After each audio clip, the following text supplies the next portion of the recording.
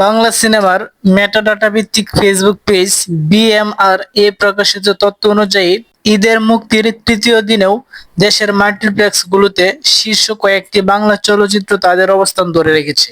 Show সংখ্যা, Housefull show এবং মোট গ্রস আয়ের ভিত্তিতে স্পষ্ট হয়েছে কোন সিনেমা এগিয়ে আছে এবং কোনগুলো ধীর গতিতে এগোচ্ছে। এদিকে প্রতিটি চলচ্চিত্র নিয়েই দর্শকদের কাছ থেকে মিশ্র প্রতিক্রিয়া পাওয়া যাচ্ছে। উৎসবের আবহে দর্শকরা এখনো হলে গিয়ে সিনেমা উপভোগ করছেন। এখন দেখার বিষয় মাল্টিপ্লেক্সে দিন শেষে কোন সিনেমা কেমন আয় করছে এবং প্রযোজক ও প্রদর্শকদের হিসাব কোথায় গিয়ে দাঁড়াচ্ছে। তৃতীয় দিনেও সবচেয়ে শক্ত অবস্থানে রয়েছেন রকস্টার। এই দিন সবগুলো শো মিলিয়ে মোট 81টি শো চলেছে। এর মধ্যে 32টি শো হাউসফুল এবং আরো 5টি হাউসফুল ছিল প্রায়।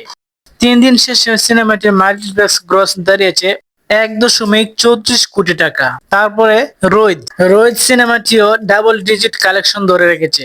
এই দিন সব মিলিয়ে মোট 22টি শো চলেছে। এর মধ্যে 7টি শো হাউসফুল এবং 2টি প্রায় হাউসফুল ছিল। 3 দিন শেষে মোট গ্রস 34.92 লাখ টাকা। তারপরে আসি বনলতা সেন। বনলতা সেন সিনেমাটি তুলনামূলকভাবে স্থিতিশীল পারফরমেন্স দেখিয়েছেন। এই দিন মোট 11টি শো চলেছে, যার মধ্যে 4টি হাউসফুল ছিল। 3 দিন শেষে মোট গ্রস 16.65 লাখ টাকা। তারপরে আসি মালিক। মালিক সিনেমাটি তৃতীয় দিনেও ভালো হোল্ড বজায় রেখেছে।